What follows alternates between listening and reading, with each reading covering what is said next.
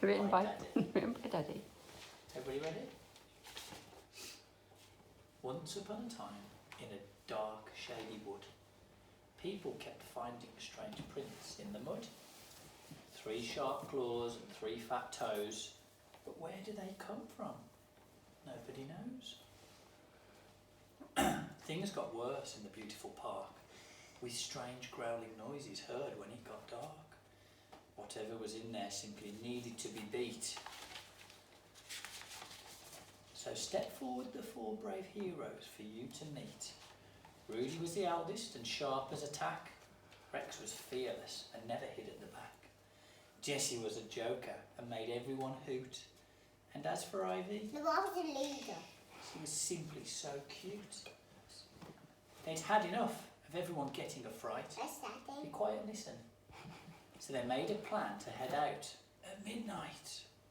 They packed what they needed, torch, tent and net, and their parents' advice they heeded.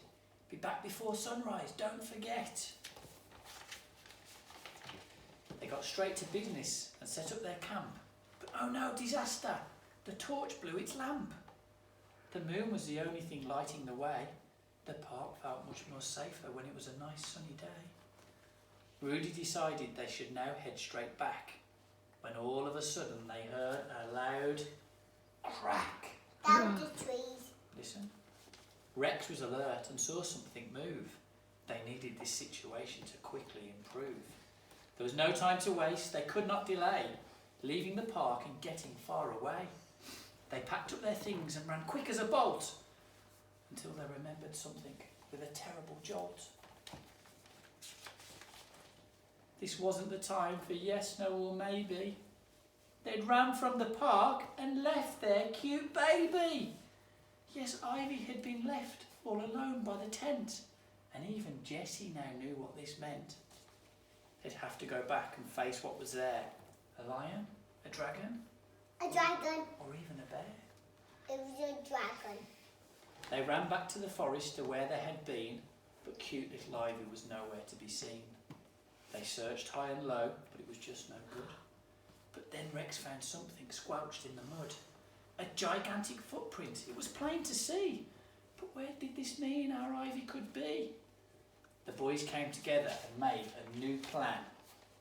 They found the next footprint, and in that direction they ran. They ran like the wind to try save their sister, already worried in case it was too late.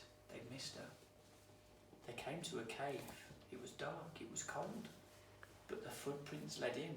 They didn't need to be told. They had to go in to enter the cave. There was nothing else for it. 3 deep breaths, be brave. The pace started to slow as they dashed through the gloom. It was getting quite narrow with hardly any room. But just as they thought all was lost, they all heard a noise that could never be crossed. It was Ivy. She giggled. What a wonderful sound. There were no 2 ways about it. She had to be found. They ran round a corner and to their surprise, sat their cute baby sister before their own eyes. Was he in the mud? Rudy took charge and wrapped her up in a towel, when all of a sudden they heard a strange growl. From out of the shadows a foot stepped first. Shiny scales, 3 pointed claws. Oh no, the worst! Next came the body with sharp points like a knife. Would they pay for their mistake with their life? Finally the head, with a strange kind of nose. They were all scared stiff, stuck on their toes. He opened his mouth and my word, his breath stank.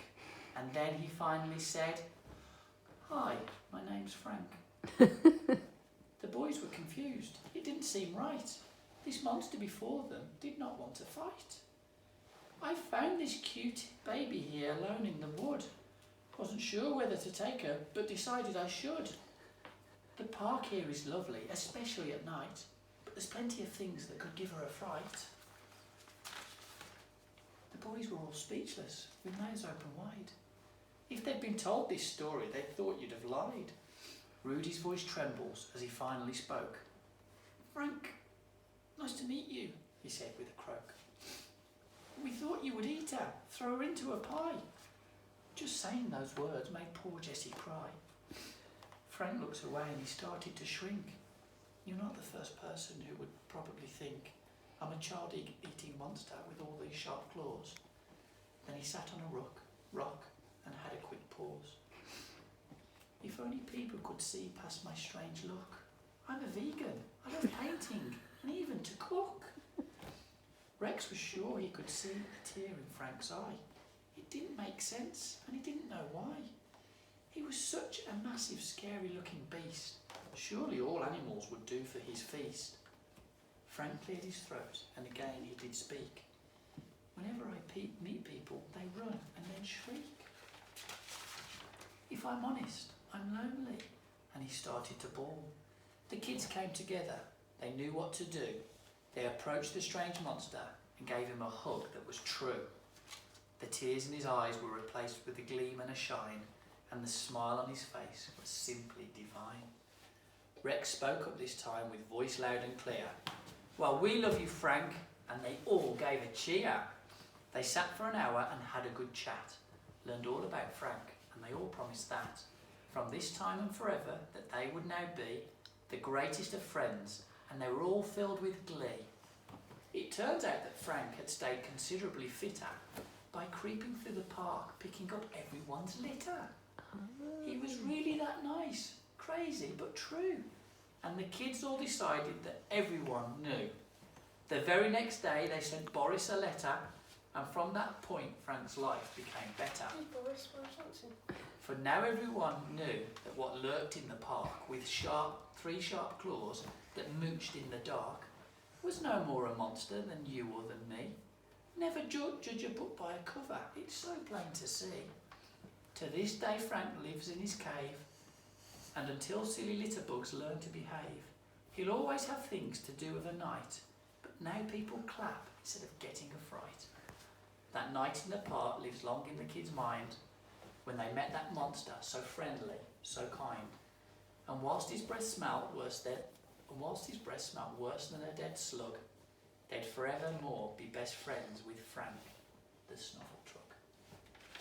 The end. You forgot to